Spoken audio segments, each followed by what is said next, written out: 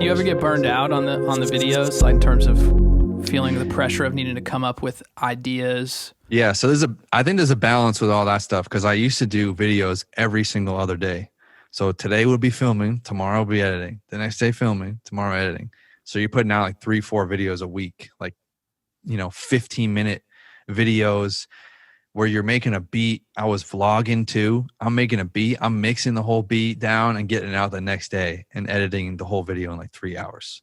So like, yeah, because it's not like you're just vlogging and then editing it. Like you're actually making a beat too. yeah, you're making music. You're making two creative things. Yeah, it's a lot. And like, so I it was good that I did that because I think it's a balance because sometimes you have to realize when you're forcing it and when you're not forcing it.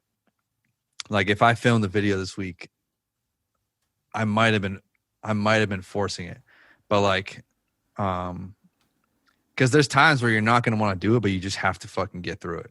You know what I mean? There's times where you're like, you're feeling like stressed and you're like, damn, I have to get this fucking thing out tomorrow. You set a deadline, a goal in your head, and you're like, fuck, I have to get this thing out.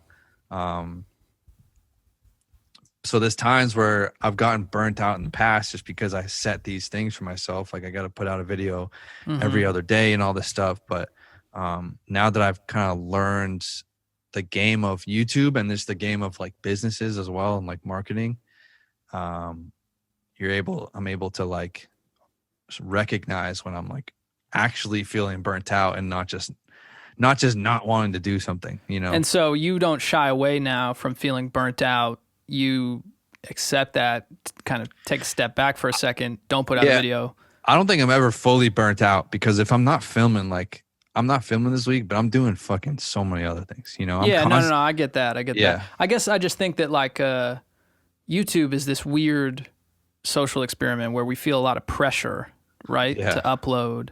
It's because of the view and how count, much, dude. Yeah, right. How YouTube much of that makes is it that internal? way. They do, for sure. All of this social media does that to us, right? It's this, weird positive reinforcement loop that we seek, post an Instagram, get likes, get comments, get more likes than your last post. Oh, fuck. This post that I posted got less likes than the last post I posted. Like, I'm falling off. Yeah. I think it's good to have some sort of fucking goal to like, if you were, I always need to have some fucking thing that's next when it comes to like a launch of some sort, even if it's music, like if you have a big song coming out in a month or an album, we'll say, like for me, it's music. It's fucking, if I have a big video or something, or if I have,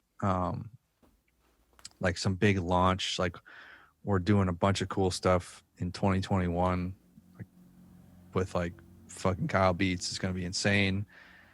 So like there has to be some sort of goal where it's going to make me want to put in, want to get views on fucking YouTube videos along with the videos themselves, because like the videos themselves are fucking goals. That's why I like it. Like some people just get into a rut where they're just making stuff just to try to stay fucking relevant. Right. Rather than like attacking to see if you can make something that's the best video you've ever made in your life that does the best ever, So you're constantly trying to push that goalpost farther. And just not get into a fucking rhythm where it's the same video over and over. Yeah, right. I'm trying to make some new shit and just get inspired with just the video alone. Do you actually have brainstorming sessions where you think about that? What is that for me? Or do you just... So I do a lot more of that type of stuff now where I write down a bunch of shit, or even YouTube specific. I'll write down like my fucking YouTube video ideas, and I'll really analyze, it's just the thing about getting obsessed. Like I'll analyze the fucking algorithm and analyze every single YouTuber that's doing well, like Mr. Beast and stuff, and see what are they doing? How are they doing it? And just write down all these ideas, exactly how it would go. And just, do you think that YouTube is changing in the sense that it used to be that there was a kind of growth hack type of idea where you just frequently upload every single day or every other day? Now. That's dead. Yeah. Why do you think that is dead? Because there's just so much content out there now? It's because YouTube wants people to, they want people to go on YouTube and they want people to stay there for as long as possible. So they realize that, like, so it's quality over quantity now for the YouTube algorithm? It's just everything. But yeah, like quality is a lot more relevant than it used to be. Like it used to be, 2016, 2017, that's when the daily vloggers and the fucking gamers just took over, because gamers, all they had to do was play video games and then just upload it every single day. Yeah, right. So like obviously there's creative fucking gamers and shit, but like some of them figured out, oh, I can just play GTA for 2 hours, get 2 full videos from it. My editor can throw it together and post them in the same day tomorrow and just do the same thing every single day. So they're getting like hundreds of millions of views a month and just making millions of dollars a month on fucking AdSense. But I think YouTube changed it. So now it's more so like, if you're a gamer and you have a video that's 33 minutes long and someone watches 10 minutes of it, it's not based on just that watch time.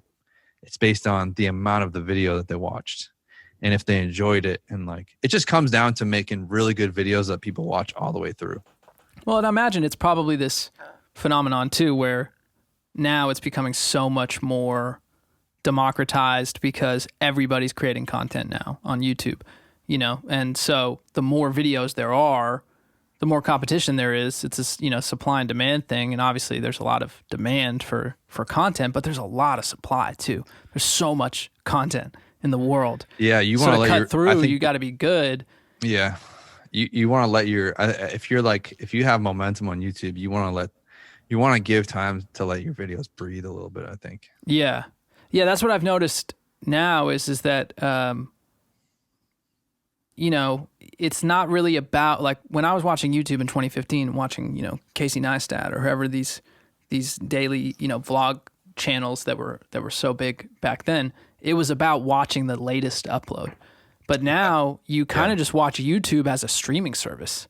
You know what I mean? You hop around to different pieces of content. I could watch a video of yours that's 2 months old, but I just like the title of it. And it's like, see, that's the shit that I think about now is like, it's a streaming service now. Someone can go to my channel and binge 30 of the videos and I'm not like fucking cringing at it. Like, I used to post so much that there was so many videos that were just fillers just because I felt like I had to post the next day.